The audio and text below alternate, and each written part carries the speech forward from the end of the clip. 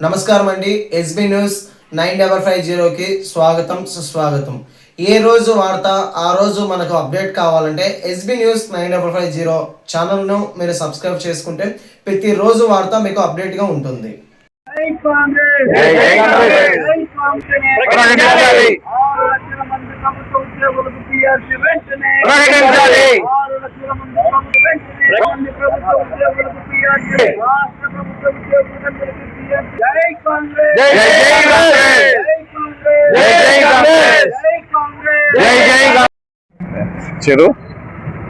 నమస్కారం. ఈరోజు Kadapa collector office ముందుకు రావడానికి కారణం మూడు ముఖ్యమైనటువంటి అంశాలు. మొదటిది పిఆర్సి, పే రివిజన్ కమిషన్. దీన్ని 1958లో కాంగ్రెస్ ప్రభుత్వం ఏర్పాటు చేయడం జరిగింది, బ్రహ్మానందరెడ్డి గారు ముఖ్యమంత్రిగా ఉన్నప్పుడు. ఈ పిఆర్సి అనేది 5 సంవత్సరాలకు ఒక్కసారి వస్తుంది. మరి ఆంధ్రప్రదేశ్ రాష్ట్రంలో 8 సంవత్సరాలైంది దాదాపుగా. ఈ 8 సంవత్సరాల్లో ధరలు బాగా పెరిగిపోయాయి. మరి ప్రభుత్వ ఉద్యోగస్తులు 6 లక్షల మంది ఉన్నారు. ఈ 6 లక్షల మంది అప్పుల్లో ఉన్నారు, 6 లక్షల మంది కష్టాల్లో ఉన్నారు, 6 లక్షల మంది బిడ్డలను చదివించుకునే దానికి కష్టాల్లో, అప్పుల్లో, మరి ముఖ్యంగా 2 రూపాయలు 3 రూపాయలు వడ్డీకి తీసుకొని మరి కుటుంబాలు గడిపిస్తున్నారు.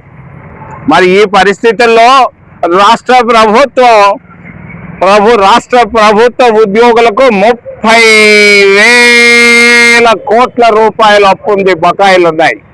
నేను చంద్రబాబు నాయుడు గారిని డిమాండ్ చేస్తున్నాను, రాష్ట్ర ముఖ్యమంత్రి గారిని, వాళ్ళకి ఇవ్వాల్సినటువంటి 30,000 కోట్ల రూపాయలు మే 31వ తేదీ లోపల చెల్లించాలని కాంగ్రెస్ పార్టీ తరఫున మేము డిమాండ్ చేస్తున్నాం. ఎందుకనంటే వీళ్ళ కష్టాలు, వీళ్ళ ఇబ్బందులు అని మాకు బాగా తెలుసు. మీరు తెలిసి కూడా తెలియనట్టుగా వ్యవహరిస్తున్నారు. రాష్ట్ర ముఖ్యమంత్రి గారు వెంటనే పిఆర్సీని అపాయింట్ చేయండి.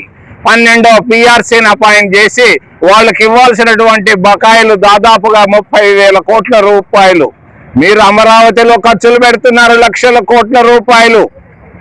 ఆ లక్షల కోట్ల రూపాయలు అక్కడ ఖర్చు పెట్టే బదులు ప్రభుత్వ ఉద్యోగస్తులు 24 గంటలు కష్టపడి పనిచేస్తున్నటువంటి ఉద్యోగస్తులకు వెంటనే వాళ్ళ బకాయిలు 30,000 ఇవ్వాలని మేము కాంగ్రెస్ పార్టీ తరఫున చాలా ఖరాఖండిగా డిమాండ్ చేస్తున్నాం. మీరు రెస్పాండ్ కావాలి, మౌనంగా ఉంటే కాదు. ఇది వెంటనే మీరు రేపు రాబోయేటువంటి మంత్రివర్గంలో ఈ విషయాన్ని పెట్టి వెంటనే దీని ఆచరణలోకి తీసుకురావాలని మేము డిమాండ్ చేస్తున్నాం. రెండో విషయం రాజధాని. మరి 70 సంవత్సరాల క్రితం మద్రాసు నుంచి వచ్చింది ఆంధ్ర. ఆ సమయంలో కర్నూలుకు పెట్టారు. కర్నూలు నుంచి హైదరాబాద్ పోయింది, హైదరాబాద్ నుంచి తుళ్ళూరుకు వచ్చింది, తుళ్ళూరు నుంచి విశాఖపట్నం అన్నారు. ఈరోజు అమరావతి అని అంటున్నాడు మన రాయలసీమలో పుట్టినటువంటి బిడ్డ. మరి అమరావతి ఈరోజు అందరూ అనుకుంటున్నారు చంద్రావతి అని. అమరావతి పోయి చంద్రావతి అయింది. రాయలసీమలో ఎవరు ఇష్టపడటం లేదు చంద్రావతిని, ఉత్తరాంధ్రలో కూడా ఎవరు ఇష్టపడటం లేదు.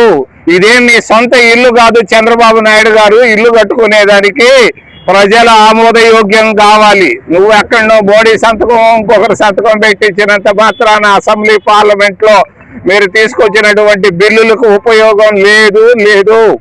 మరి మీ చంద్రావతి కర్నూలు లాగా అవుతుందని మరొక్కసారి తెలియజేస్తూ, రాయలసీమలో పుట్టిన ఇంకొక బిడ్డ, ఈ జిల్లాలో పుట్టిన బిడ్డ కూడా రాయలసీమలో పెట్టు, తిరుపతిలో పెట్టు, కడపలో పెట్టు అని చెప్పటం లేదు, బందర్లో పెట్టమంటున్నాడు.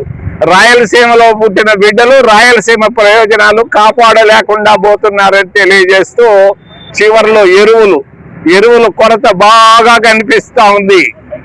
ఎరువుల కొరత, రైతులు చాలా కష్టాలు పడుతున్నారు. డీజిల్ కొరత కూడా బాగా కనిపిస్తుంది.